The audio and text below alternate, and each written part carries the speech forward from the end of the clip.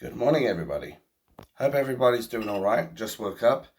I needed a brew, but I'll just have to settle for what little's left in this glass.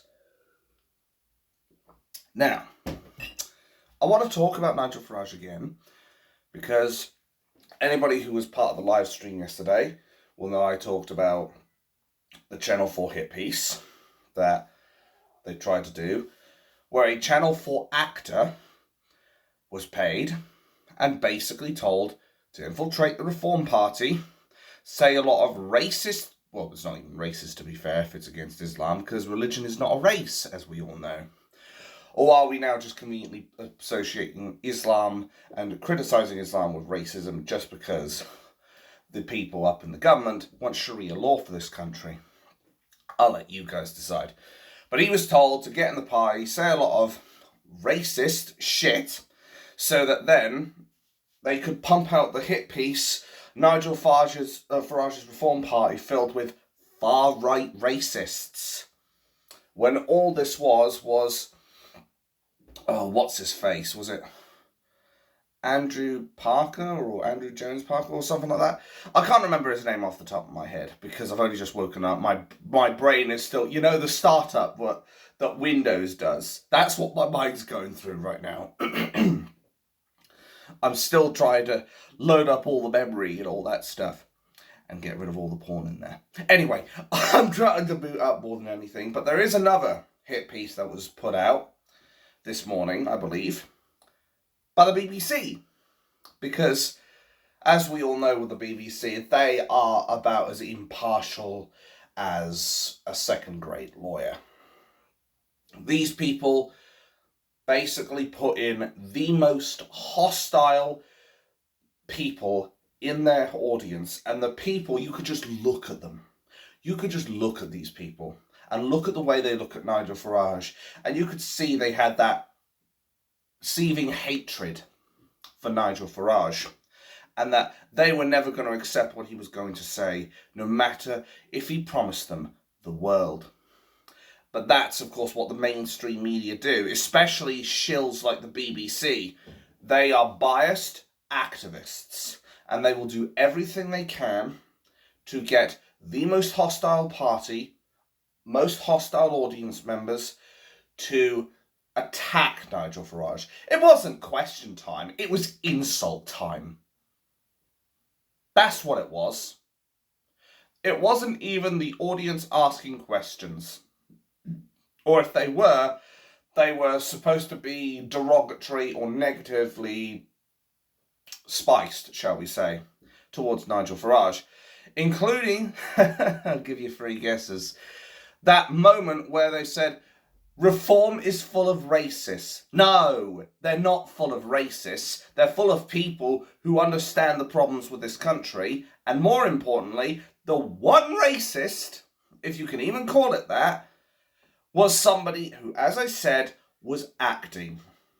And they were acting, as said, on behalf of Channel 4. But of course the mainstream media won't tell you this. You know the drill. Because, say it with me, folks, it doesn't suit the narrative.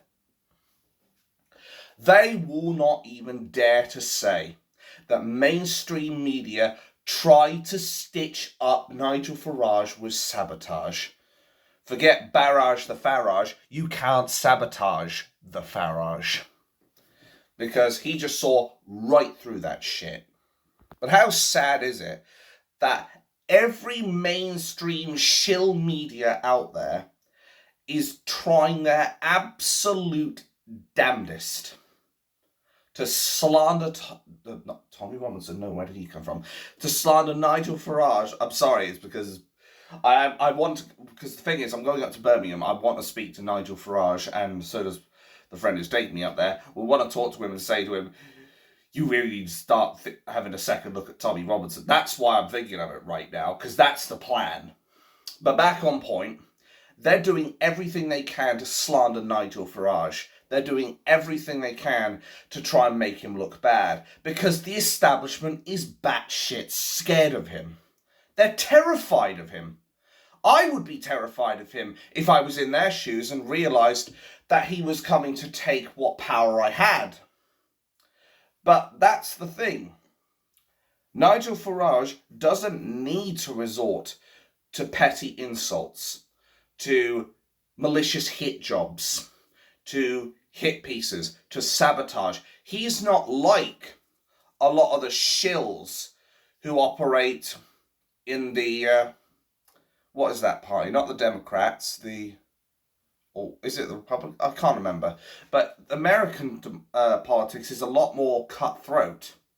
And we're seeing the British media basically resorting to those kinds of tactics. While Nigel Farage is just going out there and dropping bombs. And I'm talking truth bombs. Truth bombs, fact bombs, anything that will screw up the media's narrative bombs. Because at the end of the day, Nigel Farage knows what he's talking about. As I've said before in the live stream though, is he a permanent solution to this? No, I don't think he is. I think there are still things wrong with Nigel Farage, but he is our best hope right now. He is the man who will...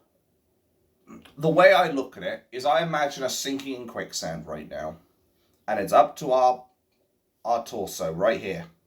If we end up getting Labour in, it's probably going to end up getting right up to here, and then we're really in shit street. But Nigel will pull us out of that quicksand, get us out of the immediate danger, and then what we can do is we can get some parties out there, some investigative parties, if I can say the words right, and actually go through Nigel Farage's resume, his manifesto, what he truly believes in, with a fine-tooth comb, and find out exactly what he's all about. That's what I think right now. We need to focus on getting him in power, get the trash out of the houses of treachery, I mean Parliament, or maybe I was right first time. And then, once Nigel Farage is in power, if we can get to that stage, then we can start investigating him. Because after all, we need someone who is truly a man of the people and is a patriot and doesn't have some ulterior or insidious motives for when they get into power, like Keir the Tool Starmer does. But that is something, of course, that the mainstream media will not want to tell us. Because after all, the government basically has the media as one of their arms and the police as the other, where they will effectively use hither or whether to control what goes on. I can almost see it right now. I almost feel like there should be a globe underneath me. But they will try to control us in any which way they can, because they know we, the British people, are waking up to this shit. They know damn well that we've had enough of the treachery, the deceit, the betrayal of the people more than anything. Because last time I checked, 17.4 million people voted for Brexit, and all we got from Brexit was a Brexit in name only. And then, of course, we get to the immigration issue, which they said, we will bring the numbers down. Like, before Tony Blair was Prime Minister, we had migration that would probably be more akin, and I'm talking net here, about 40,000 people. And then, the amount of people that have come over, my apologies. But as soon as he opened the gates, we eventually got to a stage where after, I believe it was wishy-washy Sunak was in power, we had millions of people come over in the last 20 or so years. I don't know about you, but that doesn't sound like they've driven net migration down. That sounds like they've completely opened the floodgates and they refuse to close those floodgates. It sounds to me like they genuinely want all these people in here for cheap labour, but what they fail to understand is that all this cheap labour, and I'm not talking about the party, is basically destroying our cultures, it is inflating our economy, it is stopping people from getting into housing, because the illegal immigrants that are coming over are claiming it instead of our veterans. They are causing significant issues with our societies, and they are causing more crime in this country. Because obviously a lot of these people come from places like Albania. I'm not sure if Algeria commit a lot of crimes as well, so that one's speculation, but I definitely know Albania does. The Albanians have been notorious for that shit. Like, a lot of Albanian criminals have been bringing into this country more Albanian criminals to commit more crimes and what have you. Our mainstream media are too scared to call out as well the elephant in the room that is Islam, for fear of being called racist, even though, as I said earlier on in the video, you cannot be racist against a religion. Could you imagine if I went out of my way and had the actual opinion of, oh, all Christians are child whatever? Like, obviously it's not true, and I'm not going to go that far and do libelous slander myself, because I'd like to think I've got a little bit of intelligence in here, no matter how little that is. But my point is, I wouldn't say shit like that. It's not racist, but it would be libelous if I actually had those opinions, because obviously I'm calling all Christians child whatever. So it stands to reason why you cannot be racist against other religions, whether it's Catholics, whether it's Buddhists, whether it's Hindus, whether it's Islamists. I sound that so weird. Islamists, basically. You can't be racist against them because they're not a fucking race. But, as always, the media don't care about that. The only thing they care about is getting out the hit pieces. Getting out the discrediting tactics. Because that's all our mainstream media is good at. The only thing these fuckers are good at is that legendary Chinese art. Oh, sorry, I keep calling it Chinese. It's not actually Chinese, but it may as well be because it's that famous. Anyway, they have that infamous strategy called projection, where they project all their problems onto their opponents because they know full well if they get found out to be the main perpetrators of these crimes, there's going to be hell to pay, because the people will not like that. And really, the BBC should be much more careful, if I were them. What's that saying? What is that saying I'm thinking of? Oh, yes. People in glass houses shouldn't throw stones. Because our mainstream media are quite guilty of a lot of things. The only thing I'm genuinely guilty of is when I was 7 years old and went into Asda and I stole a club bar and nobody even noticed. That's how, I don't want to say how good I was. That was extremely bad of me. Let me be clear on that. And I do regret doing that shit now. But hey ho, when I'm 7 years old, I'm not thinking about the law. I'm thinking about, oh, there's chocolate. You know, that kind of thing. That's the only thing I'm truly guilty of. Maybe driving a wedge between my family as well, but that's about it. And more than anything, that was because I knew this country needed help, rather than I have malicious feelings towards my mum and sister. Now, obviously, my sister has done a lot of things to me, but I'm not here to talk about family.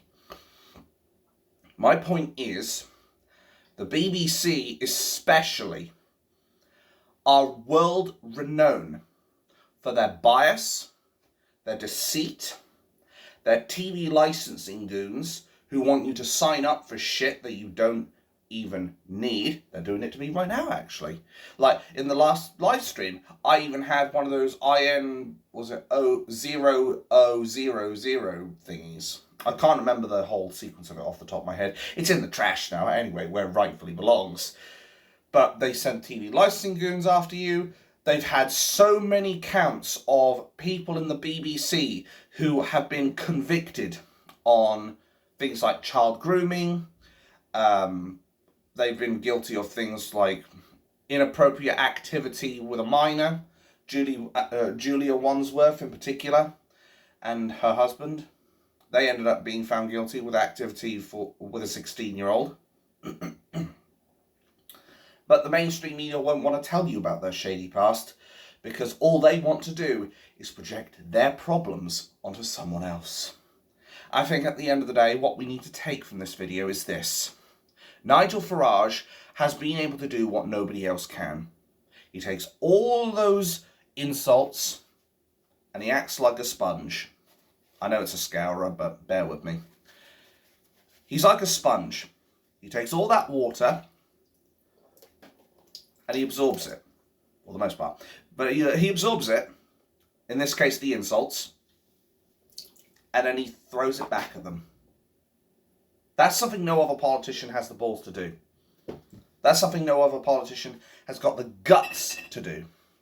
He is able to take those insults, throw them right back at the enemy, and hit them with truth bombs. Can you say the same about any other politician? Or should I really be calling them traitors? Because that's what they all are at the end of the day. They're not serving their people, they're serving their own pockets. And I think what we need to do is we need to keep holding the BBC to account for what they're doing. Because I think, personally, these fuckers need to be taught a lesson. We need to take out the trash. And when a new Prime Minister is in power, I think we need to scrap the mainstream media we've got right now and get independent people in as far as telling our news is concerned. People who are not going to be like, well, this guy's an arsehole because I said so, but rather there are reports that there are people calling him an arsehole, but there is also this side of the story which says that he is not an arsehole. That kind of thing. But do you think we'll ever get that from our mainstream parties? I suspect not, but one can hope, eh? I'm not going to hold my breath on it, of course, unless you want to see me blue in the face and on the floor. But what I will say is that Nigel Farage cannot be barraged. You cannot barrage the Farage, you cannot sabotage the Farage, but you can buy the Farage a drink. And I'm hoping when we're up in Birmingham, me and my friend, I'm hoping we can convince him to have a second look at Tommy Robinson, because I don't think he realises just how much damage he's doing to his campaign by distancing himself from Tommy Robinson. Everyone loves Tommy Robinson. Well, I shouldn't say everyone, because there are obviously a load of haters, but the vast majority of Indigenous British people love Tommy Robinson, and I reckon a collab with those two together, they could create a spearhead that would allow them to break through the election. But of course, it may be too late, as there are only a few days left now before we cast our final votes. Just make sure it's for Reform and not Labour. Because if you vote Labour, you are voting for Sharia law, you are voting for more totalitarian control, and you are voting for the destruction of this country, in my honest opinion. I know I'm biased, but at least I'm not sitting here claiming to be impartial like the BBC or Channel 4. And all while having their own people try to infiltrate groups and sabotage them to make them look bad, because really, let's face it, the mainstream media don't have the ability to even hold a candle to the one and only Nigel Farage.